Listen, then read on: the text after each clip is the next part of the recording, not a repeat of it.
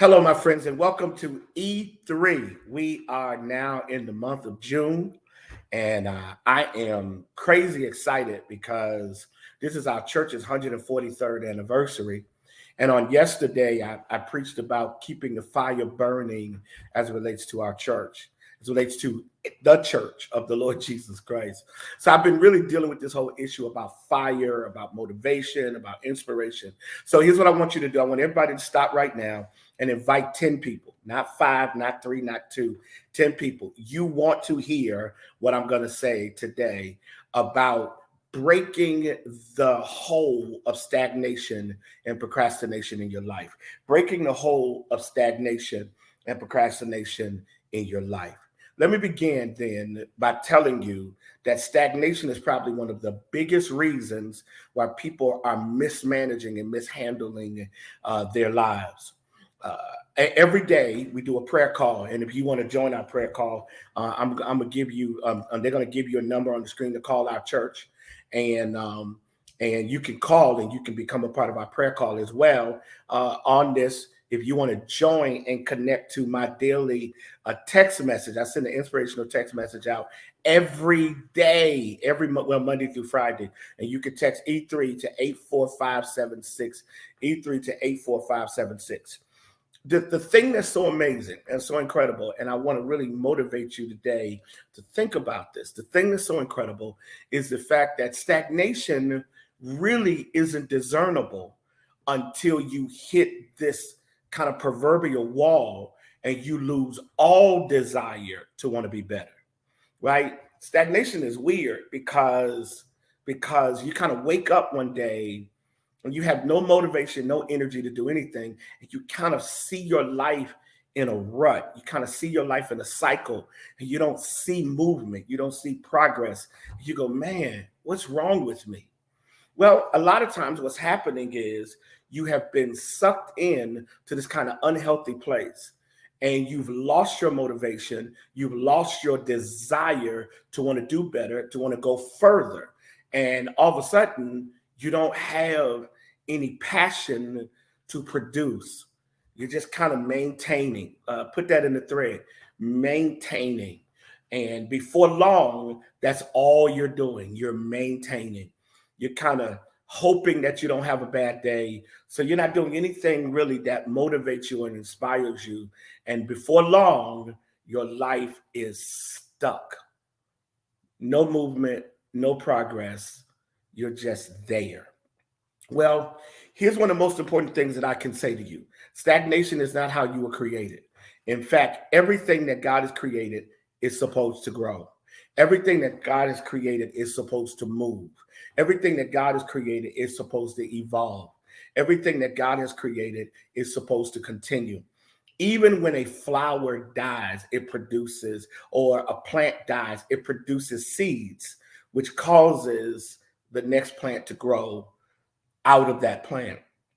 I remember years ago, the late Deacon Levi Benjamin and I were in the parking lot of the church. And if anyone's ever been to our church, on my parking spaces next to a little flower bed, um, and I noticed that there, I never noticed it. And Deacon Benjamin said, "Hey, Pastor, look at this." I looked down, and there was a watermelon growing.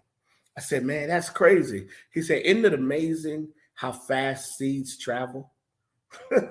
Oh man, that's such a great statement. It's amazing how fast seeds travel.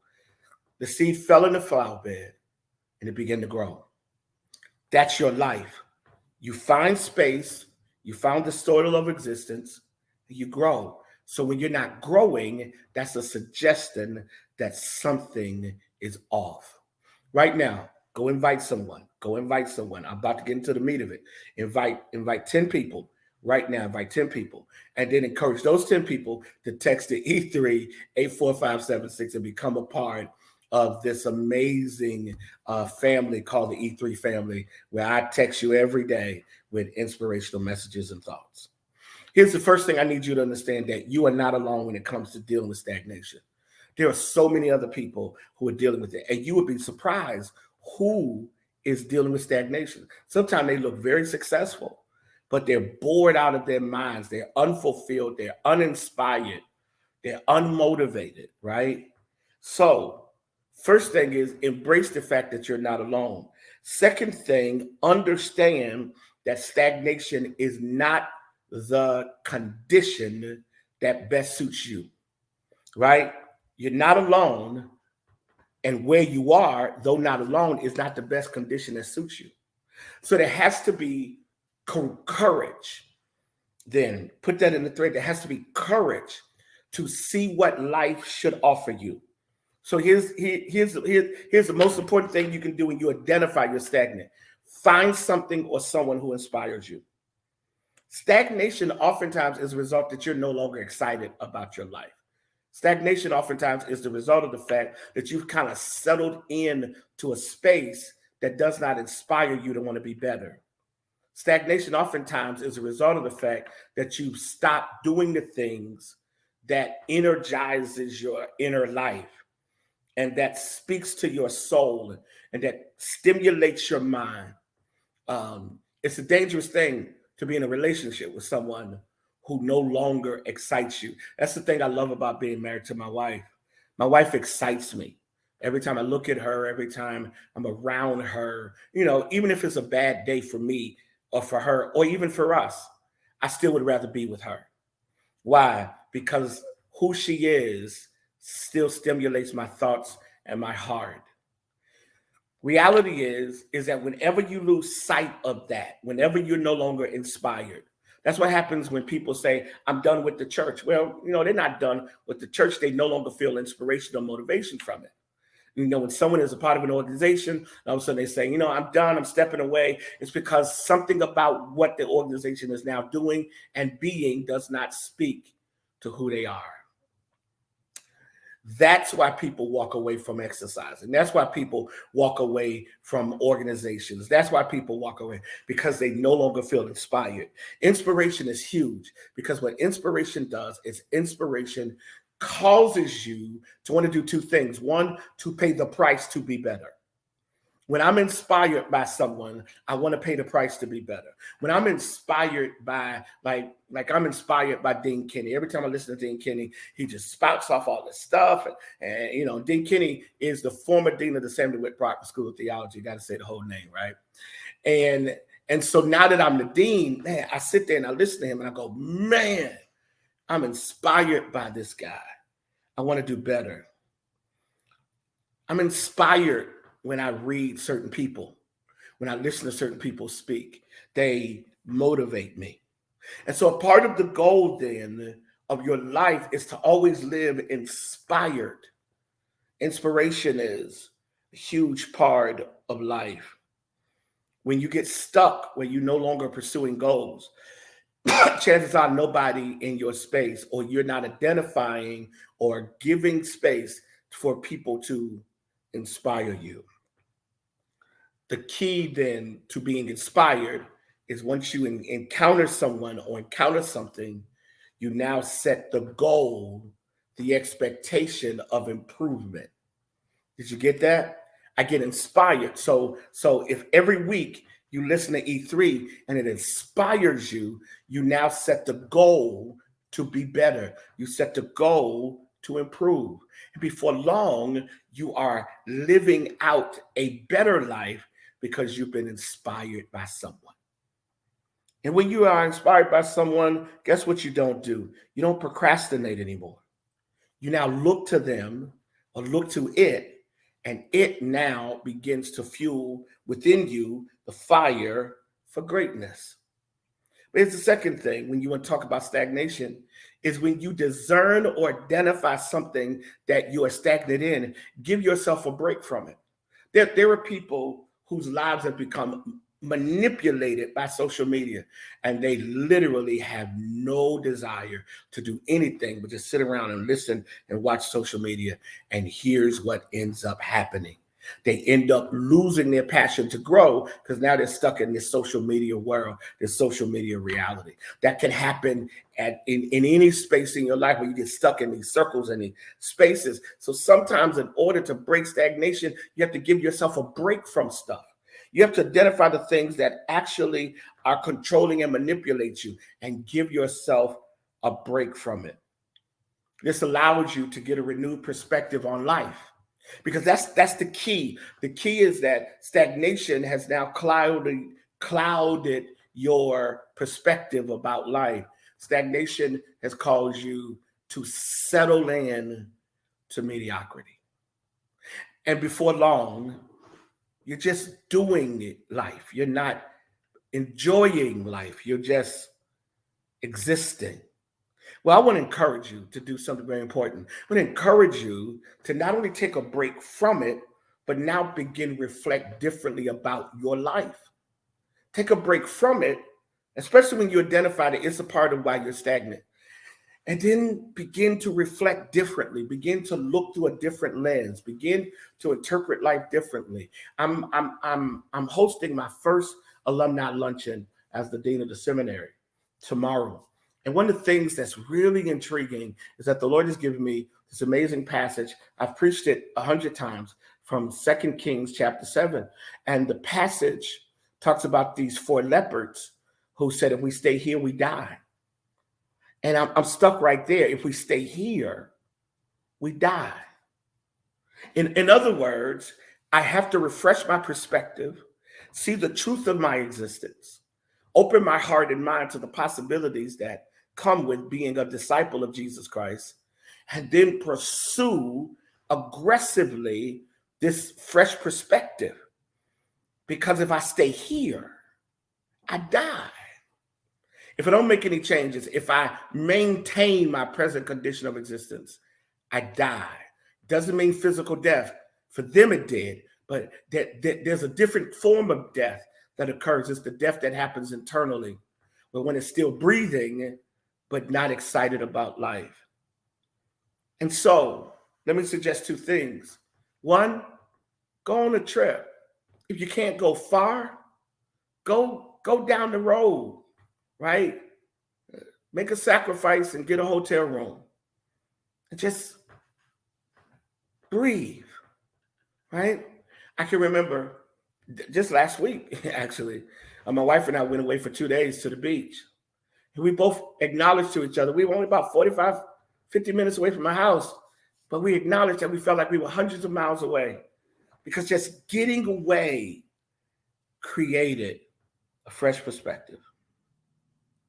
You don't always go. Now, here's what's key. You don't always go to get answers. Sometimes you go to get away. You don't always go to get something fixed. Sometimes you go just to unwind. Here's the other thing, and I'm almost done. Shake up your routine. You know what's going to sound really funny? On your way to work, take a different route. It may be 5 minutes longer, but just change the route. If you got a morning routine, which, we're encouraged to build and develop a routine, but when you get stuck in stagnation, the routine isn't working anymore for you. So change the routine. Just, get up 10 minutes earlier, right? And walk through the house, right? If you can't go outside, walk through the house, right? And brush your teeth left to right versus right to left. I don't know. Change the routine. Change the nuances within your routine. I've done that since I've been in Richmond. Sometimes I change the routine. Sometimes I get up and I go in the office. Sometimes I stay home and I work from home. Sometimes when I go in, I walk in, and instead of walking into my office, I walk towards the church office. I work towards the office, Even as a pastor, I change my routine, right? I move things around to keep me thinking. Change the routine, shake it up. Do something simple. Eat something different for breakfast. Instead of coffee, drink water. Instead of water, drink tea. Change the routine. And what does this produce? New habits. New habits produces new patterns of behavior. Wow. New habits produce new patterns of behavior. Change the routine. All right? Change the routine. Here's the final thing. Stagnation is normally the result of a frozen state of fear. Stagnation is sometimes a result of a frozen state of fear. You're just kind of nervous about life. You don't really. Ugh. So how do you ultimately break out? Take a small step. I just told you change the routine, but now I want to tell you take a step towards your future. I was talking to someone recently, and this young man has a really bright future, but he's working a job and he's kind of stuck. So I told this young man, I said, you know what? Take a step of faith. And he said, what do you mean, Bishop? I said, go back to school. He said, well, I don't have the money. I said, okay. You're going to always be stuck because you're going to be counting resources and not opportunity. So just go back. Call the people. See what it takes. He called them and discovered he could get in. He could work around some things. They let him in. Now he's surprising himself with the grades he's making. There are so many of us who will never do anything great because we don't want to take the next step. The next step could be a small step. It begins then in the place of belief. Get back the fact that you believe that God has more for you. Get back to the fact that you believe that all things are possible. Come on, let's go believe again. Yeah, let's do that. Let's believe again. So like the 4 lepers in 2 Kings 7, if we stay here, we die. No death on this watch. No, you're going to live. You're going to be productive. And you're going to live a fulfilled life. Listen, I love you right now. Help me do something amazing. Please invite 10 people right now to text E3 to 84576. I don't do a lot of pushing of this stuff. I got to do better. So I want to encourage you to text E3 to 84576. Text E3 to 84576 and join the E3 family. Let me inspire you every day. Let me encourage you every day. Let me be a part of pushing and helping you every day. Listen, I really do appreciate you guys. Thank you for your paying attention. I've got some amazing things. Ray and I still have a website that we have not released that we need to release. I still got some things that I want to do with my life. I've got this idea with a young man named Tori James on being influencers. And I want to bring together young adults. So I still got these dreams. I know the dean position has kind of taken my life in a slightly different path, but it's still the same desire, the same goals. So join me and help me do this work and reach people. Hey, if you're a part of St. Paul, we hope we'll see you Thursday. If you're not a part of St. Paul, we'll see you Thursday for Thursday Recharge. Be blessed, continue to grow, and I curse stagnation, for you are not supposed to be stagnant.